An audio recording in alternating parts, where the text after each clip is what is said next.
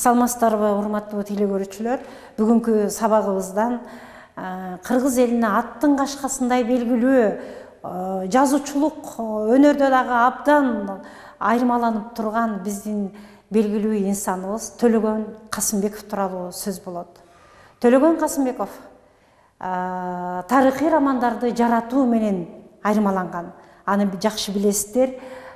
Сынган кылыч романы бул тарыхый роман болуп эсептелинет. Ал эми Сынган кылыч романынан улам биз Кокон доорундагы эң чоң тарыхты, же болбосо орус баскынчылыгы келген убактагы кыргыз менен орустун ортосундагы мындай келишпестикти, же болбосо ушундай бир замандын оор кырдаалын ал тарыхый көз караш менен, же болбосо тарыхый далилдер менен, архивдик материалдар менен жазып кеткени бизге баалуу нерсе болуп калды. Төлөгөн Касымбеков кайсы чыгарма жаратпасын, ал ушунчалык кара сөздүн жоргосу, же болбосо ушунчалык көркөм сөздүн чебери деп айтсак болот. Ал сөз менен иштөөдө жана окуяны баяндап берүүдө анын айырмаланган ушундай бир жогорку сапаттары болгон. Ал эч качан бир чаржайып же биз кечке жаратылышты сүрөттөп туруп алган бир эпизоддорду берген эмес. Анын ар бир жазган чыгармасындагы ар бир эпизод, ар бир кыймыл, ар бир деталь жөнүнөн жазылбайт, же ушунчалык чебердик менен өнүгүп отурат. Биз ошону мисал кылып, адегенде Сынган кылыч романына токтололу. Төлөгөн Касымбеков ал бир жашоодогу көрпендедей жашабай, өзүнүн чыныгы адамдык вазифасын толук бойдон аткарып кетти десек болот. Төлөгөн Касымбековдун Сынган кылыч романы жазылып атканда Оштогу кыздар орто мектебинин өйдө жагында дем алуу үйү бар. Мына ушул көбүнчө архивдик материалдар менен иштеп дем алуу үйүндө отуруп жазган экен. Ошол жазып жаткан учурда, бул 60-жылдарга чейинки болгон окуя, ошондо менин апам барып, апам Ажар барып ошондо бул киши тарыхый чыгарма жазып атат деп кадимкидей оккан жеринен тааныштырган экен. Кийин көпкө айтып жүрдү. Көрсө архивдик материалдар жазылыш үчүн ал ошол дем алуу үй жайында күн-түн айлап жашап ушул чыгарманы жаратып жаткан экен. Кийин ал чыгарма жаралгандан кийин биз карап, мен кызыгып окуганда, китепти алып, анан ушул китеп жазылганда биз окучу элек. Биздин мектептин жанында баягы эс алуу үйүндө жазылды эле, ошондо биз барып жолуктук элек деген сөздөрүн апам айтып калар эле. Мына көрдүңүздөрбү, ал архивдик материалдардын негизинде жазгандыктан бул чыгарма өтө таасирдүү. Ошондуктан бул чыгарма киного чейин өсүп жетти. Ошондуктан бул чыгарма эч качан карыбай турган, эскирбей турган чыгарма болуп калды. Себеби Кокон доорундагы, мындайча айтканда 100 жылдык тарыхты камтыган, кыргыздардын өтө катаал мезгилдеги турмушун камтыган чыгарма болуп калды. Биз Кокон хандыгын тереңирээк өздөштүрүш үчүн Кыргызстан тарыхына караганда дагы бул чыгарманы карап окуганыбызда абдан көп маалыматтарды алабыз. Албетте Кокон хандыгы биринчи хандыктын түптөлгөн доору десек, андан кийин өнүккөн доору десек, 40-жылдан 60-жылдарга чейинкисин.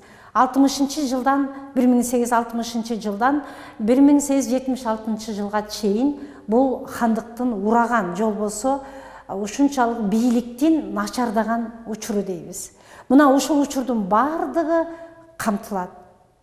Хандыкта кызмат кылган оң сол жакшылары, ошондой эле 10 аталык, же болбосо баатырлар, мына ушулардын бардыгы жөнүндө биз кенен билебиз.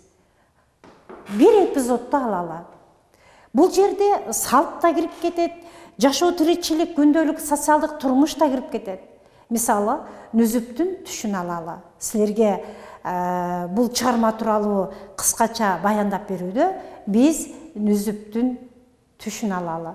Нүзүп, билесиңер, бул хандыкта абдан белгилүү инсан, ошондой эле дайыма мындайча айтканда аскер башчысы катары турган, Шералы ханды атайын хандын тукуму деп таластан жылкы кайтарып турган жеринен алып келип өзү шайлады. Хандыкка даяр болбосо дагы акыл эс дайыма кеңешин берип турду. Мына ушул мезгилде түшүнүксүз болуп Нүзүпкө кайра Шералы хан тескери мамиле жасап койду. Бизде бул турмушта ак кара, кубаныч, күлкү, эр шаркак жүрөт эмеспи? Өлүм менен өмүр, булардын бардыгы баягы бул жашоодо ар бир нерсе экиден жаралган дегендей, бул философиялык бүтүндүктү дагы Төлөгөн Касымбеков чыгармасында абдан дыкаттык менен сүрөттөгөн. Жаман менен жакшыны, бийлик менен кулчулукту, ак менен караны, адилетсиздик менен адилеттүүлүктү, залимдик менен зулумдукту жана жакшылык менен жамандыкты айкалыштырып бере билген өтө кыйын, чебер жазуучу десек болот. Эми Нүзүптүн түшүнө кирели. Бизде балдар кыргыз элинде түшкө абдан маани берет. Абдан маани берет дагы, ар бир түштүн деталын, кичинекей нюанстарынан бери ал жоруганды эл билген, жана жоруй билишкен, жана ар бир аяндуу түштү алар аяр мамиле менен, эгерде жамандыкка болуп баратса түлөө кылып, жакшылык болуп баратса дагы элден бата кылып, бул түштү жоруй билген кыйын калкпыз. Мына ушул түшүндө аяндуу түш көрүп, Нүзүптүн түшүн адегенде мисал келтирип алалы. Нүзүп түшүндө ушундай бийик, жакшынакай көркөмдүү тоолордо жүргөн болот. Бир кыйкырганда бул жактын кийиги эңшерилип качат, бир кыйкырса аркы беттеги кийиктер тимеле баары убап-чубап үркүп качат. Анан ушунчалык жаратылыштын кооздугуна таң калып, анан кокусунан ойгонуп кетет. Ойгонуп кетип, атаң көрүп ушул түшкө канбай калдым деп өзү да таң калат. Жакшыларды чакырып түшүн жорутса, эч кимиси а деп дагы, бу деп дагы жакшы сөз менен же жамандык болорун дагы айта албай, жоруй албай, калчылдап бир чети кандайдыр бир кооптонуп турганда Нүзүп өзү жоруйт экен. Бийик тоого чыгып көтөрүлгөнүм, тегерегимдеги айлана чөйрөнүн жашылдан көрктөнүп турганы, бул менин золобомдун көтөрүлгөнү, жана тегерегимде ушунчалык жакшынакай жашоомдун болгону. Ал эми бир кыйкырганда бүтүндөй бир тоонун тоо эчкилери үркүп качканы, бул менин колумдун көп аскерлерге жеткени. Ал эми тез ойгонуп кеткеним, бул жашоодо менин өмүрүм кыска болот экен. Себеби жашоого мен моокумум канбай кетет экен. Анткени мен ойгонуп кетип, аттиңдеп өзүм да ошол түшүмө канбай калдым деп, ал түшүн аяндуу түш экендигин билип жоруп коет. Айтканымдай эле Нүзүптүн түшүндөй эле Нүзүптүн өмүрү дагы кыска болуп калат балдар. Себеби Нүзүп өзүнүн армиясын көнүктүрүп, хандыктын чекерек шаарында армиясын мындай көнүктүрүп, машыктырып жүргөндө Шералы ханды бузукулар барып, Нүзүп сага кол жыйнап атат, сени хандыктан түшүрүп өзү келген атат деген бузукулардын ушагына ишенип, Шералы хан өлтүргүлө деген жарлыкты жазып туруп чабармандан жөнөтөт. Чабарман чаап барып шаарда Нүзүптүн шаарына кеткенин Жаркын айым кечирээк билип калып, Жаркын айым урушуп, сиз кандай түшүнбөгөн адамсыз, бүгүн сизге, сиздин колуңуз менен Нүзүптү өлтүртсө, эртең ошол эле адамдар сизге кол салат. Нүзүптүн өлүмүн токтотуңуз, жарлыкты кайра жазыңыз деп аны араң макул кылып, жарлыгын кайрадан жазып токтотулсун деген жарлык менен экинчи чабандести жөнөткөндө, биринчи чабандес барып Нүзүпкө мынакей хандын жарлыгы, сиздин башыңыз алыныш керек дегенде, карабайсыздарбы бийликтин күчүн, бийликке баш ийгендик мындай башкаруу системасынын өтө күчтүүлүгүн. Ал эмне күнөөм үчүн да деп сурабастан, мейли дейт дагы баягы түшүн эстейт. Түшү аябай турмушка төп келгенин билет дагы, болгону 2 рекет намаз окуп алайынчы деп суранат. Ушуну күтүңүзчү, 2 рекет намаз окуп алгандан кийин ала бериңиз башымды дейт. 2 рекет намазын окуп, жай окуп, ушул турмушта ал эмнеге жетти, эмне аткарды, ушунун баарын бир чети ойлонуп жатты. Бирок эми ала бериңиз деп башын тосуп бергенде, ал жактан кыйкырып экинчи жарлыкты көтөрүп келаткан чабандес короодон жаңы киргенде, Нүзүптүн башы алынып, денеси киркиреп, денесинен кан агып турганын көрөт дагы. 2 мүнөт жетпей, 1-2 мүнөт жетпей калганын өкүнүп кала берет. Мына ошентип Нүзүптүн тагдыры, Нүзүптүн турмушу нак өзү көргөн түштөй болуп, кыска болуп, өзү көргөн түштөй бул турмушта эчтекеге жол болсо, бул турмуштун кызыгына канык электе, карылык доорго жете электе мүрт кетерин билип алып, жоруп койгондуктан нак ушундай болуп калгандыгын жазат. Бул окуяларды жазууда, түштү берүүдө дагы Төлөгөн Касымбеков өтө бир элдик нуктагы байыртан келаткан биздин түшкө берген маанибиз, түш жоорунун чеберчилиги, түш жоорунун илимий негиздерине таянып туруп, өтө кылдаттык менен жазганын көрсөк болот. Ошондой эле бул чыгармада кыпчактардын кырылгандыгын, буудай эмес бийдай дегендин баарынын баш алынгандыгын, аларды ажыратыш үчүн бир буудайдын данын көтөрүп, бул эмне деп туруп, буудай дегендин жаны калып, бийдай дегендердин башы кетип тургандыгын, анан кыпчактардын башында турган мусулман кулду даргаскандагы өтө кейиштүү окуялар, ушулардын бардыгы адамдын дене боюн диркиреткен, окуп жатканда эле кино, көркөм кинодой элестетип турган өтө жогорку деңгээлде жазылганы көрүнүп турат. Эмне үчүн сынган кылыч деп аталды? Буну биз маани бербей эле жүрдүк. Адабиятчы катары, изилдөөчү катары. Анан бир күнү Курманжан Датка өзүңүздөр өткөн сабактарда белгилүү болду. Алай ханышасы деген китебим жөнүндө айттык. Алай ханышасы китеби жөнүндө изденип, бул китепти жазып жатканымда мен бир табышмактуу сырга күбө болдум. Ал сыр мындайча болду. Орус баскынчылыгы 1830 жылдан баштап эле бизге келе баштагандан кийин 1876 толук бойдон Кыргызстандын түштүк бөлүгүндөгү Кокон хандыгын уратып, жок кылып, талкалап, бүтүндөй түштүк бөлүгүн орустардын бийлигине каратканда Курманжан Датканын улуу баласы Абдылдабек эмне үчүн биз орустарга тизе бүгүп баш ийип беребиз? Мен Афганга барып кол жыйнап келип, булар менен Тайма Шамдагы биз өз бийлигибизди сактап калышыбыз керек деген ой менен тиги Афганга кетет. Курманжан Датка калгынын мындай кылганын туура эмес, булар өтө чоң күч, чоң толкун болуп калды.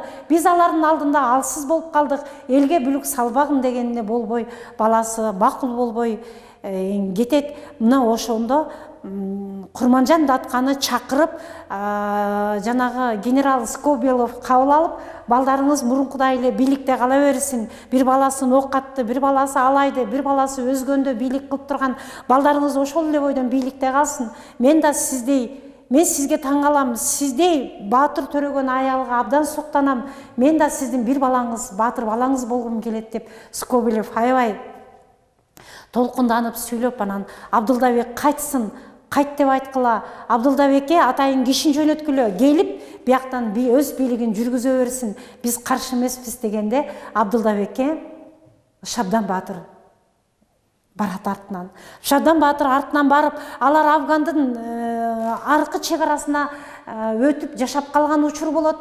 Мына ошондо Шабдан Баатыр бүтүндөй Скобелевдин аманатын айтып кайтуусун өтүнгөндө Абдылдабек кайтпай коет. Жолборс жолдогон бетинен тайбайт.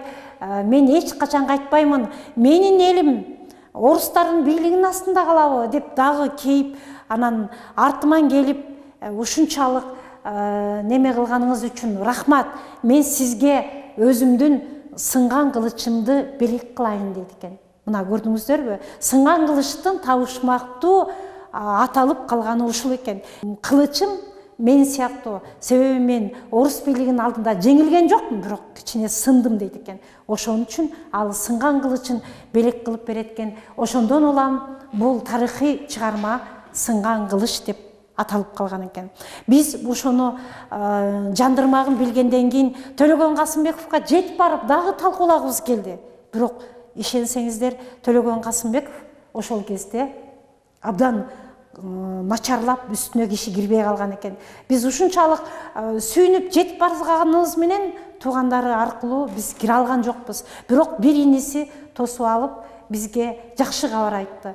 Бир аз эле эрте келгениңерде, бир эки ай эрте келгениңерде Төлөгөн Касымбеков агайыңар эмне үчүн менин сынган кылыч романымды эл көтөрбөйт, көтөрүп чыкпайт? Эмне үчүн мен сынган кылыч чыгармамды эл момунтип даңазалап көтөрүп чыккан жок деп абдан кейип отурду эле. Эгерде силер буну барып талкууласаңар, ал киши сүйүнүп кетмек эле деген сөзүн айтты. Ал бизди жолдон тосуп алып, көпкө сүйлөштүк, бирок иниси ушундай жакшы сөздөрү менен кайра бизди узатты. Өкүнүчтүүсү, Төлөгөн Касымбековго биз ушул өзүнүн табышмактуу купуя сырын ачканыбызды жеткире албай калдык да. Анан ал тез эле ал киши өтүп кетти, биз да өкүттө калдык. Бирок анын жазып кеткен чыгармасы бул кыргыздын түбөлүктүү тарыхый романы катары, романдардын көч башындагы эң бийик турган чыгарма деп айтып кетсек болот. Бир да чыгарма тарыхый формада же болбосо архивдин негизинде иштелип чыккан көркөмдүү чыгарма болушу өтө кыйын. Ошо бирден бир жалгыз чыгарма деп атап кетсек болот. Ошондой эле Төлөгөн Касымбеков Келкел чыгармасын жазды. Бул тууралуу дастандар да бар. Келкел келгенде элге кандай кут конот, а кеткет келгенде элден кандай кут качат деген сонун дастандар жаралды. Андан кийин Адам болгум келет деген дагы бул биринчи чыгармаларынан болот. Проза түрүндөгү чыгармалары, прозалык чыгармасы. Бул дагы чыныгы айылдагы жөнөкөй жупуну турмуштан алынган жана ушунчалык реалдуу чындыкты сүрөттөй билген чыгарма болуп калат. Ошондуктан биз Төлөгөн Касымбековдун ар бир чыгармасы биздин китеп текчебизде баалуу, ушундай асыл баалуу биздин байлыгыбыз катары дайыма турушу керек. Себеби биздин руханий дөөлөтүбүздү толуктоочу, руханий байлыгыбызды дайыма азыктандырып туруучу чыгарма деп айтсак болот. Урматтуу телекөрүүчүлөр, сиздер бүгүн Төлөгөн Касымбековдун тарыхый чыгармасы Сынган кылыч романына токтолдук. Бул романдан бир аз мисал келтирдик. Ошондой эле кийинки эки чыгармасына дагы бир аз токтолдук. Төлөгөн Касымбеков кыргыз адабиятынын жанып турган чолпон жылдызы. Төлөгөн Касымбеков көркөм сөзүбүздүн, көркөм дөөлөтүбүздүн өтө жогорку чебери деп айтсак болот. Ушуну менен сабагыбызды аяктайбыз. Урматтуу телекөрүүчүлөр, сиздер Төлөгөн Касымбековдун чыгармачылыгы же Сынган кылыч тарыхый романы тууралуу уктуңуздар. Кийинки сабактан жолуккучакты саламатта болуңуздар.